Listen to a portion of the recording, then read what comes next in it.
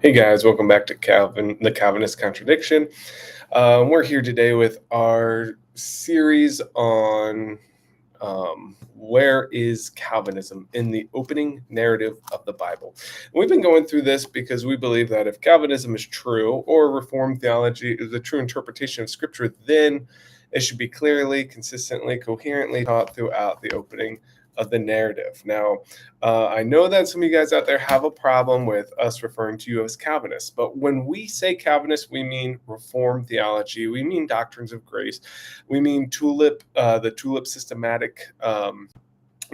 People who adhere to that. And so if you don't fit in those categories and you're upset with the way that we're talking, we are talking exclusively about a meticulously deterministic worldview. God meticulously determines every evil action, every sinful action for his own glory, as unimaginable as it may seem to us today. The killings of Dennis Rader, from the, death camps at Birkenau and Auschwitz to the rape of young children, those are all by God for his glory under this systematic. That's what we have a problem with. And so when we're on here talking about these things, if you don't ascribe to those, don't be upset with us if if we're talking about something that doesn't represent you, because this is what we're talking about fully. Now, you might have a different flavor of Calvinism. You might not ascribe to any of those things, call yourself a Calvinist. We can't help you there. That's not what we're shooting at here. We are talking about Calvinism proper. And we do this because we believe that it's not biblical. Some of you guys, we thank you for your comments. We thank you so much for your response to us. We had a lovely brother write me an email. You guys can do that. I'll try to respond to him. I'm a busy dude. I have 3 young kids. I have a business. I have multiple ministries that I'm doing over here, but I take the time out of my week. Try to get one video in at least, but I wanted to make another one today because I haven't been able to do this one. I wanted to respond to some of the comments and stuff and give you guys, just a I don't want to just seem like I'm ignoring you guys. I want to try to engage with you as much as I can. But that's what the community is also for. One last thing, just wanted to say thank you guys for the people who have reached out, gotten the new book, Understanding the Unseen, which is an Advent book. Doesn't have anything to do with our beef with Calvinism or anything like that. It just teaches the roots of the Trinity in the Old Testament, in the form of an Advent devotion. So you can click on the link below. We have, we are selling that now on Amazon. So if you would like to get it and look at it, we'd love to have you guys, read it. It literally doesn't have anything to do with Calvinism or anything. And most of the time, I don't preach provisionalism from the pulpit. I don't preach against Calvinism from the pulpit. I preach the Bible, kind of the naked Bible. I'm a naked Bible guy. I like reading the Bible in its context and have people draw their own conclusions from it. This is kind of just my blow off valve, one way that I, my therapy against this systematic, which I believe, defames God. And so this is where I do that. Love to have engage with you guys. Also, we're a crowdfunded ministry in this country right here. If you guys would like to support our channel, our ministries, please do so by clicking on the link below. You can do that through a 501c3 or give to us through PayPal or whatever. And right now we are in the middle of a funding campaign to get a house here so we can continue our ministry. The economy's falling apart in our country, and literally we may not be able to stay here otherwise. Visas have become much more harder, and they're becoming required in our part of this country to stay because of immigration and stuff like that. So love you guys. Thank you for your comments. Let's hop in here. We're going into Genesis 44. You can do so in the comment section. We're just going to read through here and see, is Calvinism in this narrative? And then it says, then he commanded his house, stewarding, saying, now we're talking about Joseph here. We're picking up from where we left off. And so Joseph is saying this, not God. We've talked about this multiple times in these videos, that where God is ascribed to doing something, it tells him that. Why? Because the first, way before the first century, the Old Testament authors had, a audience in mind, and what they wanted to communicate to that audience, they communicated that to them. That's why I don't have to teach, against Calvinism. That's why I don't have to teach provisionalism. I just teach the Bible. And if we think about it as literature, we critically think about this as the biblical author wanted to tell the story of something happening here. He's going to ascribe to each character what's going on here. And so when God's doing something, God's doing something. Right now, Joseph's doing something. So then he commanded his house to stack, commanded his house steward, saying, "Fill each man's sacks with food, as much as they can carry, and put each man's money in the mouth of his sack. Put my cup, my the silver cup, in the mouth of the sack of the youngest, and his money for the grain." And they did as God said before the foundation of the world? No, as Joseph said, as Joseph had told him. As soon as it was light, the men were sent away. They with their donkeys. They had just gone out of the city and were not far off when Joseph said to his house steward, "Up, follow the men. And when you overtake them, say to them, why have you repaid evil for good? Is not this the one which the Lord drinks, and which he indeed uses as divination? You have done wrong in doing this." And so, again, this has nothing to do with God. God's not in this at all. Okay, Calvinists, we don't see God playing any part of this. It just does not say that. It says that Joseph does this. He puts that in there, and that he's using this divining cup to what? To get these guys to have to stay, ultimately, as we're going to see, go back and get the father. And you have done wrong in doing this. Now, again, he didn't ascribe to God doing evil for good. They said, why have you done this? Why have you brought evil for good? So, Calvinists, we are asking you, where are you interpreting any of this from Romans 8:9? We're saying that's not the correct hermeneutic for doing this. And so we're asking you, in time and space, where does it say that? It's not ascribed to him. That's our problem with it. You are making up stuff and putting it into the scriptures. So he overlooked them and spoke these words to them. They said to him, "Why does the Lord speak such words as these? Far be it from you servants to do such a thing. Behold, the money which is found in the mouth of your sacks we have brought back to you from the land of Canaan. How then could we steal silver or gold from your Lord's house? With whomever your servants it is found, let them die, and we also will be my Lord's slaves." So he said, "Now let's also be according to your word. He with whom it is found shall be my slave, and the rest of you shall be innocent." Then they hurried, each man lowered the sack to the ground, and each man opened his sack. He searched, beginning with the oldest and ending with the youngest, and the cup was found in Benjamin's sack, the youngest. Then they tore their clothes, and each man loaded his donkey and returned to the city. When Judah and his brothers came to Joseph's house, he was still there, and they fell on the ground before him. And Joseph said, "What is this deed that the Lord has done before the foundation of the world, eternally decreed, and there's nothing you can do?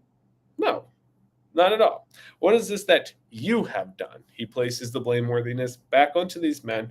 "Do you know that I am such a man and I can indeed practice divination? So where are you? Wouldn't you find?" Yeah, absolutely, my friend. That's what we're proving here. That is MK Vine. And so it's just responding to them. Sorry. And it says, indeed, for divination. So there's no way you're going to get away from this because he divines, apparently. Well, I mean, he's Pharaoh's right hand man. Pharaoh is the god of Egypt. And so he's saying, I would divine this. And so Judah says, "What can we say to my Lord? What can we speak?" This was foreordained before the foundation of the world, and take it up with the big man upstairs. No. It says, "How can we justify ourselves? God has found out the iniquity of our servants. Behold, we are my Lord's slaves. Both we and the one who possesses the cup has been found." So, what are they doing here? Don't read anything about God doing anything in the first 14, 15 verses. And then they say, "Oh, God's found out our iniquity." I guess because they're thinking Benjamin has stolen the cup, maybe. And so he found out our iniquity. They could be referring back to, I guess, when, killing Joseph or whatever. It doesn't give us that information. All they're saying is God's found out. So I guess God doesn't know anything, because in these guys' mind, he just found it out, right? Or what's going on here? God, he finds out the future. He doesn't know the future, so he finds out with us. If we just take this verse here out of context, which we believe the Calvinists do all the time, Romans 8, Romans 9, Ephesians 1, Genesis 50, apparently, which we'll get into here in a couple days, then we would be able to make a case for God not knowing the future, but finding out. I guess that's open theism. And so that's not what we believe here, because we're not taking it out of context. They're just saying, oh, whoops, we're found out. We don't know what are they referring to? Joseph, the killing of Joseph? Are they referring to Benjamin stealing the cup? Not sure here, but both of us both we and the one who possession the cup has been found. And that wouldn't really make sense if it was Joseph, because Benjamin wasn't there when the whole Joseph thing went down. So it has to be referring to this instance. But he said, far be it from me to do this. The man in whose possession the cup has been found, he shall be my slave. But as for you all, go up in peace to your father. And so Joseph saying that there. Then Judah approached him and said, "Oh, my Lord, may your servant please speak a word to my Lord's ear. And do not be angry with your servant, for you are equal to Pharaoh." Well, we've already read this before. Remember when Abraham tries to play with God? Well, I mean, basically, this is the same thing. He's saying, you're equal to the God of Egypt. That's who Pharaoh was. That's why the last plague comes down on him. He is saying, oh man, don't be angry with me. I'm coming for you. I'm nobody. Here he comes. And he wants to say something. My Lord asked the servant, saying, have you a father or a brother? We said to my Lord, we have an older father and a little child of his old age. Now his brother is dead, and he alone is left of his mother, and his father loves him. Then you said to your servants, bring him down to me, that I may set my eyes on him. But we said to my Lord, the lad cannot leave his father, for if he should leave his father would die. You said to your servants, however, unless your youngest brother comes down with you, you will not see my face again. Thus it came about, when we went up to your servant my father, we told him the words of my Lord. Our father said, go back and buy a little food. But we said, we cannot go down if our youngest brother is not with us. Then we will go down, for we cannot see the man's face unless the youngest brother is with us. Your servant my father said to us, you know that my wife bore me 2 sons, and the one went out from me, and I said, surely he is torn to pieces,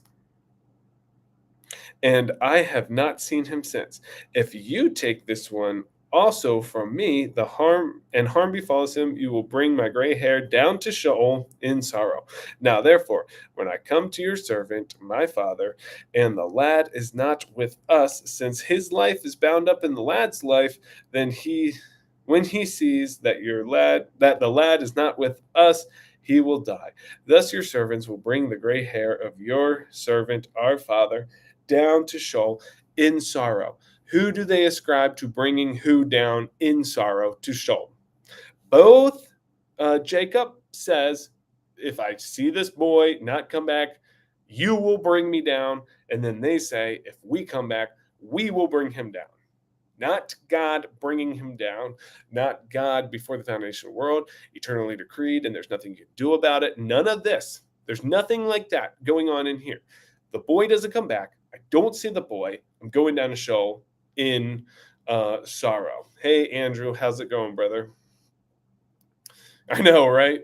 50's coming. We're going to get there. Remember when we were at like 4 and they're like, go to 50.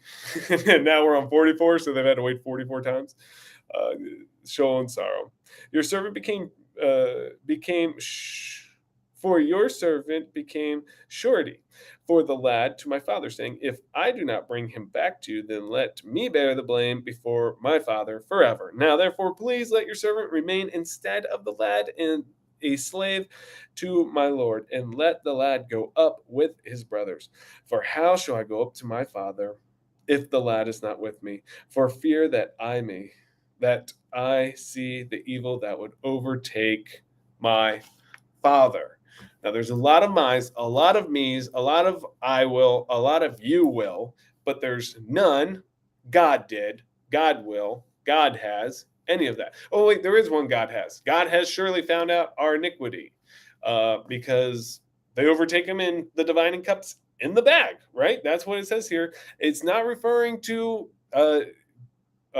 killing Joseph, quote unquote, killing Joseph, because Benjamin wasn't there. So how did God find out the iniquity of somebody who wasn't even in the iniquitous action? That wouldn't make any sense. And so we again look at the Bible in a ancient Near Eastern context as literature. And when we do that, the ancient Near Eastern biblical writers had an audience in mind. And when they wrote, who is doing what action and ascribing what to who, they never had in the back of their mind some dude thousands of years later who's going to write actually what the original author's intent wasn't the correct interpretation. But on top of all of that, they actually meant to say that God determines everything. And that's just not true. Again, we always say it's bologna sausage. Why? Because the biblical authors took great pains and stakes. Also, the scribes and the editors who came through later, which we know I have a whole book that I'm going to do on this too. It's just a little like flip through book, but because of how the Tanakh is set up, we know that there's editors. We even read, even though I had a conversation with a Calvinist once saying Moses wrote about his own death. Well, no, he did not. That was an editorial note. When we come across those, I say this is an editorial note. Take note of this because there are editorial notes in the Bible. God, with His Holy Spirit, He used editors as well to make the Bible in the most fantastic piece of literature that has ever existed. And He did that using His creation because He uses His creation. He wants to work with His creation. This is the whole Bible. He creates man to be co-rulers with Him. That's what's going on in the Garden of Eden. And then that's what we see at the end of the Bible, their bookend. So that is exactly biblical theology, how we do this. Now, again, I always bring up our beef with Calvinists and the Reformed systematic is that there is no special, inspiration about this Bible under the Calvinist systematic because everything, this receipt is just as inspired by God and for God's purposes, although it is effective unto nothing, spiritually, salvifically, anything like that. My wife's notes on a book that I'm working on right now here, those are just as inspired as these holy scriptures, the Satanic Bible by Madame Blavatsky or Anton LaVey or anything like that. They're all on the same par as this, and they hold no difference. And so, the package of your toilet paper literally is on the same par as this under the Calvinistic systematic because it's all meticulously determined by God. Under our worldview, under biblical theology, in fact, this book is set apart from every other book. My Dodo book right there, my kids' Dodo book, is different than this book because I inspired that book, whereas God inspired this book. And, I do believe that I felt led to do that for my kids, but it's not the same as this book that is completely inspired and effective unto salvation as the Bible says so. And so, Andrew, love you, brother. I'm glad that you're out there listening to these things. All you Calvinist guys who follow me, I'm so super glad that you guys are part of this channel. And as I have said with multiple people, if you have a problem with this channel, instead of spending all your time trying to convince us otherwise to stop, silence us, bully us into being, remaining quiet, all of that, which is contradictory to your own systematic where God has ordained us to say everything. So if you have a problem with what we're saying, all we say back to you is that you're the person with the systematic that says that God's ordaining these very words that are coming out of my mouth. And so I don't understand. Why wouldn't you put that energy into creating your own channel? Do what, Basil does. Do what I give you guys permission to use my stuff. Go back and teach what you want to using this video. I don't care. I'm using this as an outlet to tell you that it is an affront to God to say that He didn't inspire this book in a special way that is effective unto salvation, as he wrote in his book. It's an affront to God to say that he's a rapist, murderous. He's the one who kills, steals, and destroys, even though that epithet is given to who? The devil in the biblical narrative. These things are just things that I personally struggle with. I don't need to teach them from the pulpit. I teach the Bible in its original context and why we should read it with the ancient Near Eastern biblical author and their audience in our minds. That way we don't come across something that was written in, the 4th century with Augustine. We don't come across something that's written much later like Calvin. We don't come across anything from any other buddy and say, okay, yeah, that's what we'll use to interpret the whole Bible, except for the biblical authors themselves, okay? Again, this is the whole naked Bible kind of worldview. Look at the Bible just by itself and derive from the text what it's saying. Andrew said, my favorite is when they complain that this is all we do. Yeah, I know, right? I have 3 kids. I just published published that book last week, published another kid's book yesterday. I had to fix some stuff. They rejected it. But again, a Christmas Halloween book that, it's just a cute kid's book that me and my kids worked on together. And so this is not all that I do. Actually, I spend most of my time just teaching the Bible naked without any kind of thing. When I get up and preach on a Sunday, I'm not trying to push provisionalism. I'm not trying to teach against Calvinism, Calvinist or Reformed theology, none of that stuff. I've been asked, and I do preach at Calvinistic churches. People have asked me to come. Why? Because they, even Calvinists appreciate that I look at the Bible. I put the Bible forefront. There's another Calvinistic church I've talked about this with you guys here in this land. He'll let me come and talk because he knows I'm not going to try to push non-Calvinistic propaganda onto him or something like that. And I'd let him preach at my church because he's not going to try to push the 5 points of Calvinism on them. There's just no point of doing that. And I don't understand why people don't get that. I don't understand, why it has to be, that needs to be the thing that you teach on all the time. No, it doesn't. Open up a YouTube channel and do what I'm doing. That takes too much time. Well, I don't have all the time in the world, but I sit here and make these videos to try to help people understand that this Bible does not put forth Calvinism. It doesn't. At least 99% of it. Okay, you can say Romans 8:9 does. You can say Ephesians 1 does. You can say, we'll see if Genesis 50 does.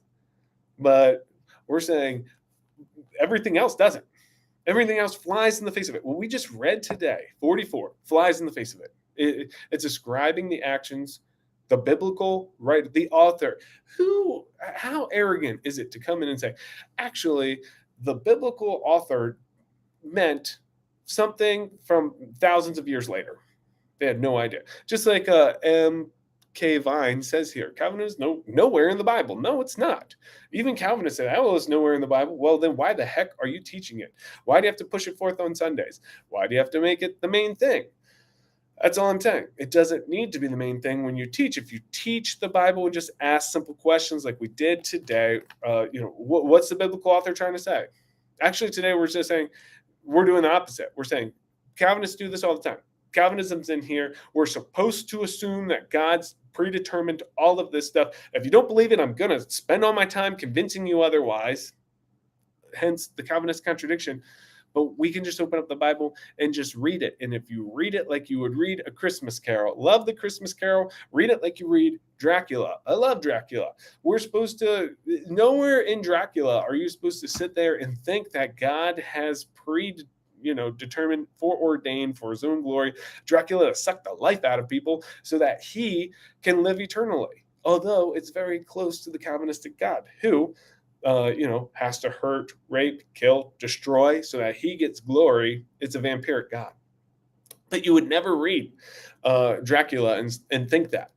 That's literature. It's a great piece of literature. It has a lot of spirituality behind it. Actually, the guy gets across and he says, I don't know if it's just, what the power behind this thing is, but it repels evil. And so you could make a case, but nobody, I think, in the history of reading Dracula has ever sat there and said, God deterministically made Dracula do this, because they didn't.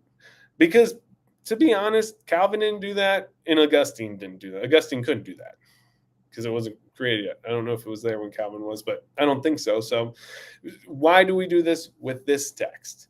It's simple. It's because a man has done that. A man has told you how to think. Catechisms and all that kind of stuff, which I say all the time, they influence the way. Well, we don't need to teach like that. We can teach as we did today and just go. Who's ascribing in the biblical narrative? Who was ascribing that they put the golden cup, the silver cup, the divine cup into the sack? Not God. Joseph did that. Who was ascribing that they'd bring Jacob down into Sheol and sorrow? Not God. The sons. Or if I let him go and he doesn't come back, I'm going to go down to sorrow. You'll make me go down to sorrow. It's always ascribing to somebody else. So love you guys. This will be a shorter one. Andrew, thanks for joining us. MK Vine, thanks for joining us. Whoever else is out there, thank you for joining us. I'll probably be back next week. I don't know if we'll get another one in here with another episode of the Calvinist Contradiction. If I do have time, I'll hop back on here this week, but pretty busy. So if I can get on Thursday or Friday, I'll try. But love you guys. Again, go out and get the book if you can. And if you would like to see where the roots of the Trinity are found in the Old Testament via God's theophany, theophany means how God reveals himself to humanity. It could be a still small voice, could be a whirlwind, a pillar of fire. All of that is a theophany, but there's a particular theophany in the form of the man in the Old Testament that God reveals himself. It's the second part of the Trinity that we know, but the second power in heaven in the Old Testament Jewish theology. That's what the book centers around. 4-week study of Advent. And so it's new, it's out there. Go get it. And we love you guys. Join us again for another episode of the Calvinist Contradiction. And God bless you too, Andrew.